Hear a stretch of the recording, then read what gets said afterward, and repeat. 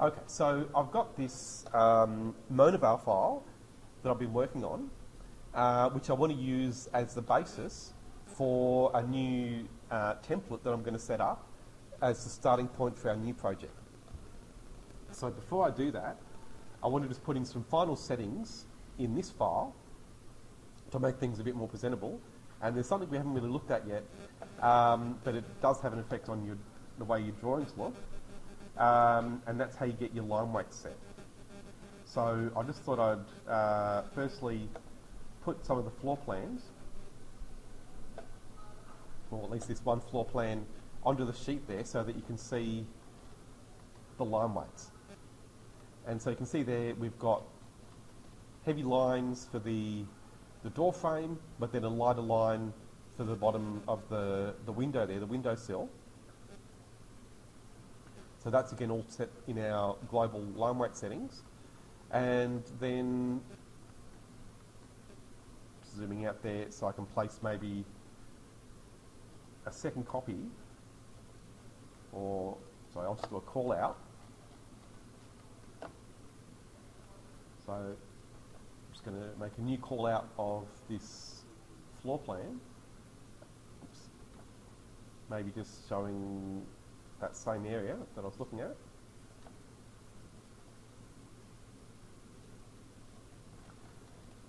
So that's at 1 to 50, but I might change the scale there to 1 to 10 so you can see the line weights a bit more clearly. So I've got to zoom right in there to see the line weights. Okay, so that's just so you can see the effect of those line weight settings. And of course, that's something you can control. But at first, you'll just be using the line weights that have been set up by default, and that's all come from the template that you started with. So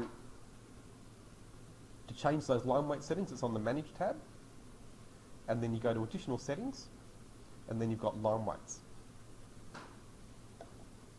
So there you can see pen number 1 is the lightest pen, and then pen 16 is the heaviest pen. So at 1 to 10, pen number 1's 0.18, and then, well, we don't need to worry about pen 16, we're not going to use that, but maybe pen 5 might be the thickest pen we'd use, and at 1 to 10 that's 1 millimetre, which is a very heavy line weight. It's probably heavier than you'd ever need. So, in fact, maybe the heaviest we'll use for now is pen number 4, which is 0.7 at 1 to 10. So you think those are good line weight settings for your lightest pen? What do you think would be the lightest you need? Okay, so when you're drawing, what sort of line weights do you use? 0.3. Yeah, so around 0.1, closer to 0.1 than 0.18, which is closer to 0.2. So 0.18 is quite heavy. Well, it's not heavy, but it's definitely not as light as you can go. So I'm going to take that down here. 0.13 is good. So I'm going to make pen 1, even at 1 to 10, go down to 0.13 for all of the scales, because that's my lightest pen. So I want that to be as light as possible. At 1 to 100 and above, it's 0.1, and that's good. So then pen 2, well, at 1 to 10, 0.25 is probably okay. But then at 1 to 20, that's probably a little bit too heavy, so I'll take that down to 0.2. And then at 1 to 50, that's definitely too heavy, so I'll take that down to 0.18. And then at 1 to 100, we might even want it to be heavier, lighter still, so maybe 0.15.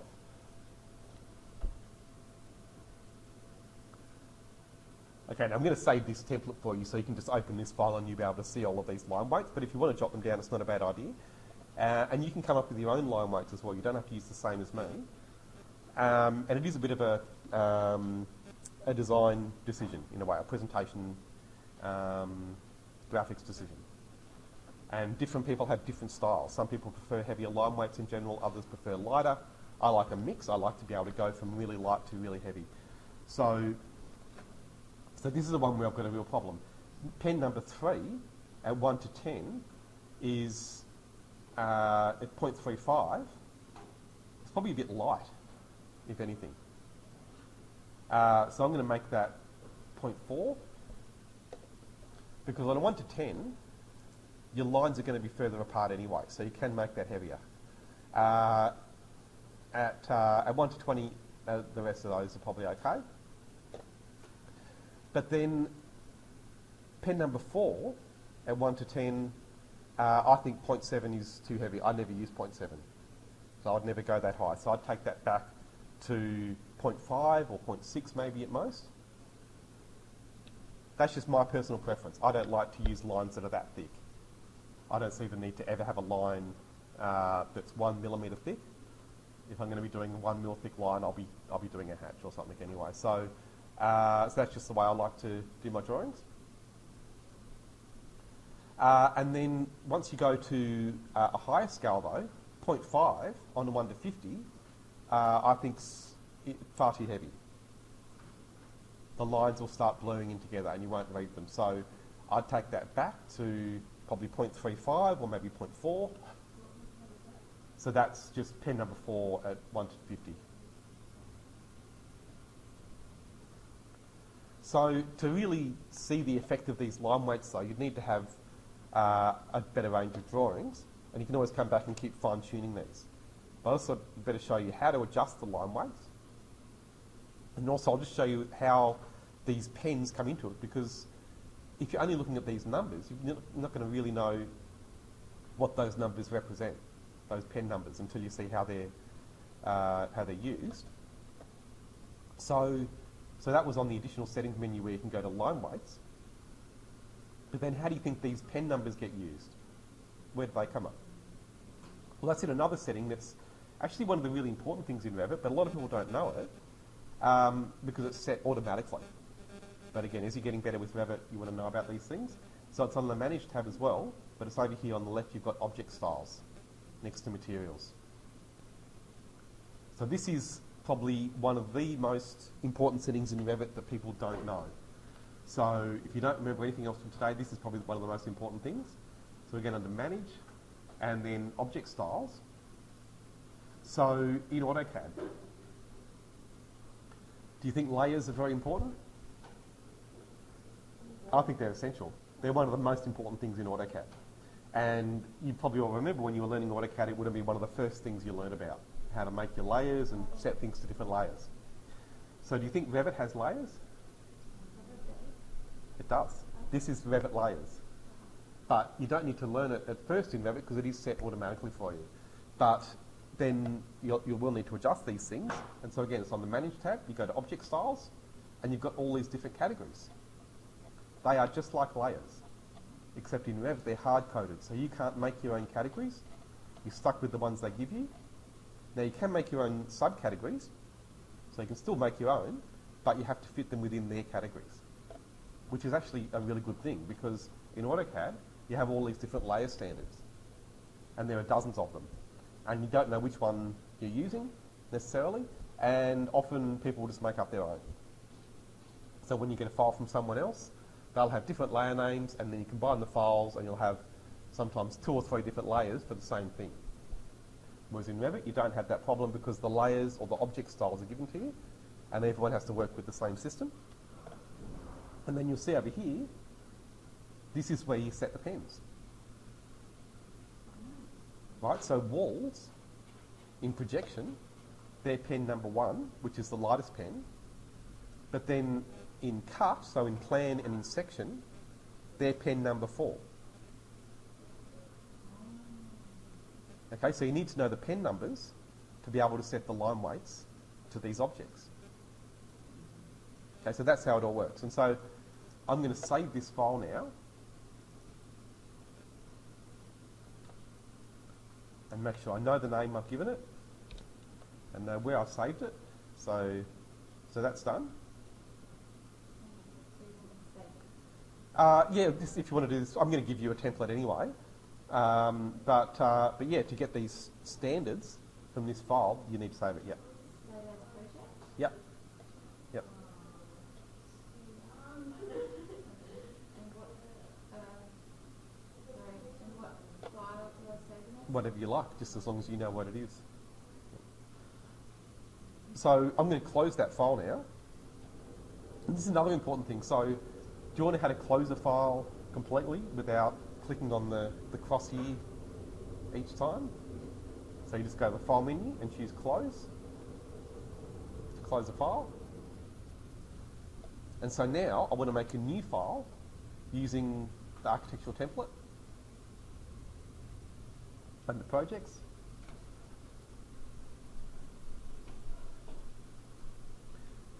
And then I'm going to show you this new tool that I don't think anyone would have used yet. It's on the Manage tab. You've got Transfer Project Standards.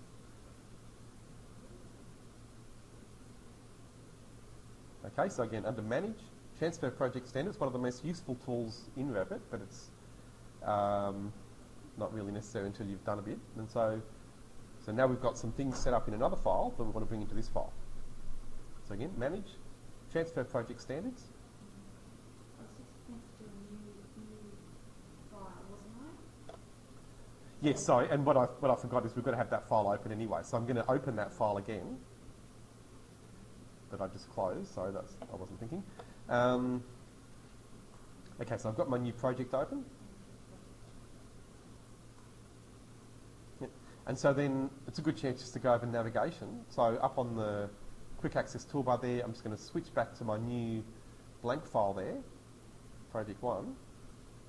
Now that I've got my original project open again. And then again, under Manage, go to Transfer Project Standards.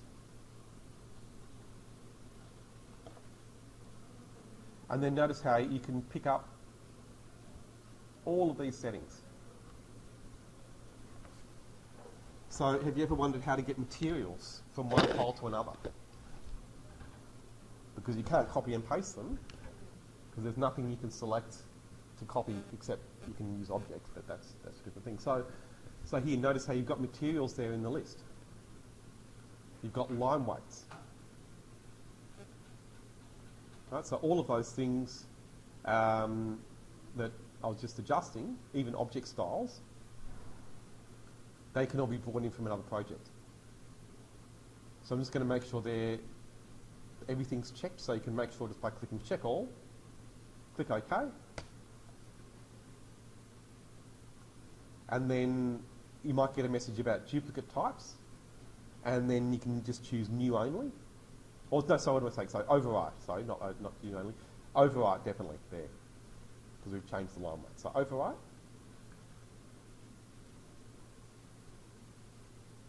Okay, so all of those things have now come into this file, and then I'm going to go to the File menu, and then Save As Template.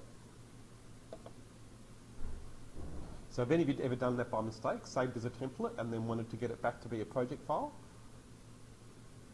I don't know, something a lot of people do anyway. So this will show you as well, if you ever have that problem, how to get it to be a project again. I'll show you that. So again, Save As Template. And then I'm going to save this into the P drive folder, so you can use it if you want to start your project.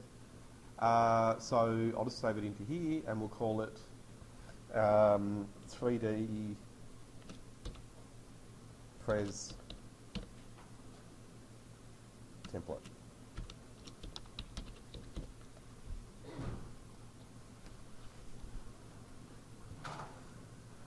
Okay, so I've just saved this as a template file.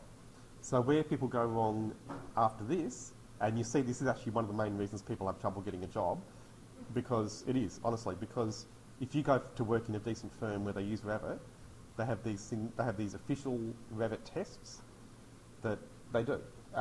This is a real thing. If you go to, well, I know JTB, Gaia,